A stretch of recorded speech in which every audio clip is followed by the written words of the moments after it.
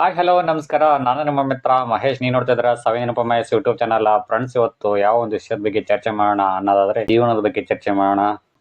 ನನ್ನ ಮನಸ್ಸಿಗೆ ಹೇಗೆ ತಿಳಿಯುತ್ತೋ ಹಾಗೆ ನಾನು ಸ್ವಲ್ಪ ಜೀವನದ ಬಗ್ಗೆ ಸ್ವಲ್ಪ ಮಾತಾಡಿದ್ದೀನಿ ಸ್ಪೀಚ್ ಆಗಿ.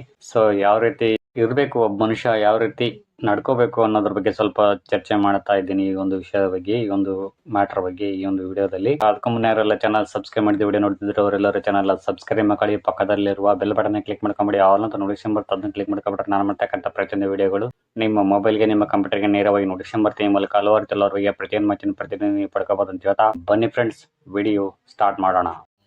ಒಂದು ದಿನ ಕನಸು ಜೀವನವನ್ನು ಕೇಳುತ್ತೆ, ನಾನು ಯಾವಾಗ ನನಸಾಗೋದು ಅಂತ.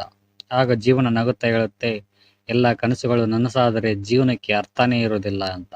ಅಂದುಕೊಳ್ಳುವುದು ಜೀವನ ಅಲ್ಲ ಕಣೋ, ಹೊಂದಿಕೊಳ್ಳುವುದು ಜೀವನ ಅಂತ. ಬೇರೆಯವರ ಒಳ್ಳೆತನವನ್ನು ನಿರೀಕ್ಷಿಸುವ ಮೊದಲು ನೀನು ಒಳ್ಳೆಯವನ ಎಂದು ಯೋಚಿಸು. ಉಪ್ಪಿಗೆ ನೀರಿನಿಂದಲೇ ಜನನ, ನೀರಿನಿಂದಲೇ ಮರಣ. ನಮ್ಮ ಜೀವನವು ಹಾಗೆ, ನಮ್ಮವರಿಂದಲೇ ಸನ್ಮಾನ, ನಮ್ಮವರಿಂದಲೇ ಅವಮಾನ. ಜೀವನದಲ್ಲಿ ನಾವು ಬಯಸೋದೆಲ್ಲ ನಡೆದು ಬಿಟ್ಟರೆ ದೇವರನ್ನ ಯಾರು ನೆನೆಸ್ಕೊಂತಾರೆ? ಅವನೇನೇ ಮಾಡಿದರೂ ಎಲ್ಲ ನಮ್ಮ ಒಳ್ಳೆಯದಕ್ಕೆ ಅಂತ ತಿಳ್ಕೋಬೇಕು. ಯಾಕಂದ್ರೆ ಅವನು ದೇವರಲ್ವಾ.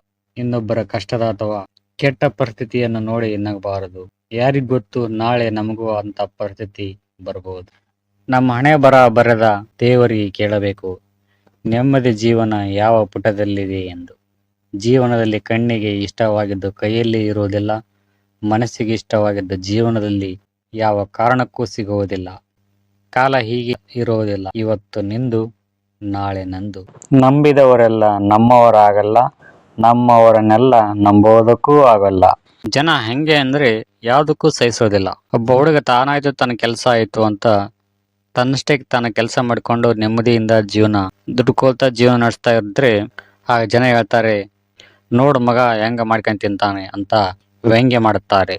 ಅದೇ ಹುಡುಗ ಸ್ವಲ್ಪ ದಿನಗಳ ನಂತರ ಕಾಲಕ್ರಮೇಣ ಅಕಸ್ಮಾತ್ ಆಗಿ ಬೇಡಿಕೊಂಡು ತಿನ್ನಲು ಪ್ರಯತ್ನಿಸುತ್ತಾನೆ.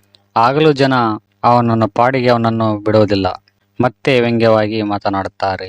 ನೋಡು ಮಗ ಹೆಂಗ ಬೇಡಿಕೊಂಡು ತಿಂತಾನೆ ಅಂತ ಚೇಷ್ಟೆ ಮಾಡುತ್ತಾರೆ. ನಮ್ಮ ಜನ ಯಾವುದಕ್ಕೂ ಸಹಿಸೋದಿಲ್ಲ. ಮಾಡಿಕೊಂಡು ತಿಂದ್ರೂ ಸಹಿಸೋದಿಲ್ಲ, ಬೇಡಿಕೊಂಡು ತಿಂದ್ರೂ ಸಹಿಸೋದಿಲ್ಲ.